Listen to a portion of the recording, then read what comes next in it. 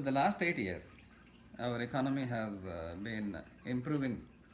Now, the improvement has been very small, but still it is slightly improving. And so, as a country and as an economy, we are better than what we were 8 years back. So, with that being said, when you graduate in 2019, I think that it will be even more better than what we are today. So, there is absolutely no reason for any of you to worry. 2019 will be a good year for you. I really think it will be better because the economy has been growing despite what people give the numbers, and the job numbers are steadily growing. I actually think depending on who will be the nominee, we might start getting different kind of economy jobs. Maybe not the manufacturing and the auto which have gone away, but we might get like more green jobs and more jobs in tech sector back, more service industry jobs and those things. So I think when you guys graduate in 2019, depending on what you guys choose to do, the economy will be in good shape, better than today. Is that good enough?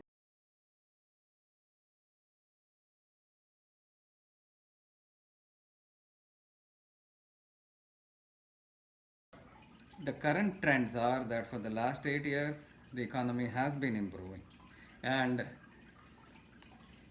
our supplies are improving, but our demands are also improving. Consumers are buying more goods, and we are steadily growing.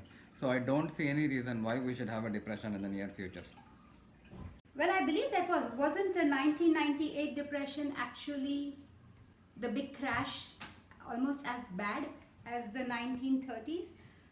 And I think those depressions and those up, they're all cyclical. So I don't think they will come back definitely, but what effect and what result they'll have on the people and the economy may be different, because in 1930s it was a very insular country, America. It was just America, so the ripples were felt only by the American people. But now the economy is so much global that any depression in America is going to affect, will have global effects. So as a result, probably the world as a whole will work harder to try to prevent, economic meltdowns and things like that. But I do think, yes, depressions are a fact of life. They'll come and they're very cyclical. They will be there, up and down. So.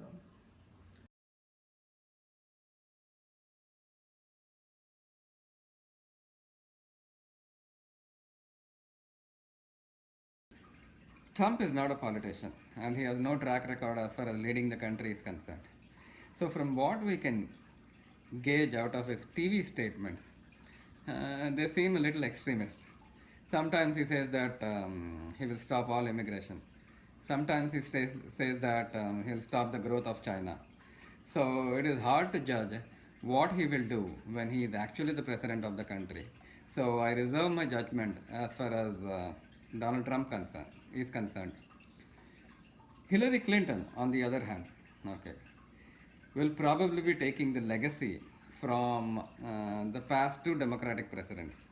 That would be Barack Obama, and then 16 years back, that would have been Bill Clinton. And even if she takes 50% of the democratic principles and 50% of the governing principles that these past two presidents had used, I don't see any reason why there will be another depression when Clinton is in the office. I don't think Hillary Clinton will, but I think there is a chance that Donald Trump might, considering what he has said about the economy recently, especially the things that he has said about, oh hey, you know what, we'll never be in debt because we can print money. And that whole thing about printing money will basically send every economist running, because what happens when you print money? You're going to have hyperinflation. And for him, who's a presidential nominee, to say that is very scary. So maybe it may not, but if any of the two, it would be Donald Trump. And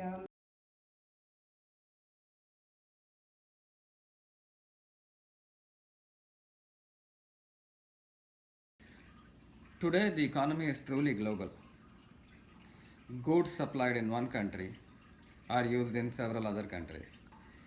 Similarly, raw materials which are produced in one country are supplied to many other countries. In other words, it means that there can be suppliers in one country, there can be consumers in another country, or alternatively, there can be consumers in one country and suppliers in the other country. In such a network and such a global environment, it is absolutely impossible uh, to just judge an economy in isolation. So, if one country fails, there is always bound to be an impact on the US. Take an example when the Greek banks failed. Even though Greece is a very small country, when the Greek banks failed, it brought our stock market down, even if ideally it should not have done anything, because the amount of money in Greece is just a small, minuscule amount of money that is in the US. But yes, definitely, if other countries fail, there will be an impact on the US.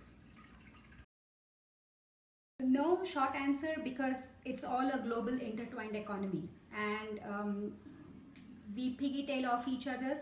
So if something is failing terribly, then we will be affected in the downstream.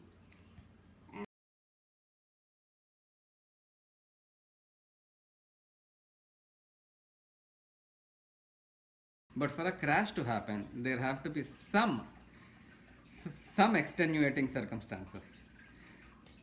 One could be a major natural disaster which wipes out several countries on whom we depend, either for raw materials or either for finished goods. Can you imagine what will happen if there is a huge volcano or a couple of tsunamis that destroy India and China? So it is hard to predict, but in my mind, uh, the most likely source of a depression would be a massive natural disaster or another war which is in the scale of the previous two world wars. When do you feel the US economy will crash next? No idea. Hopefully. I hope not in the near future, at least for your sakes and for ours. So that I don't know.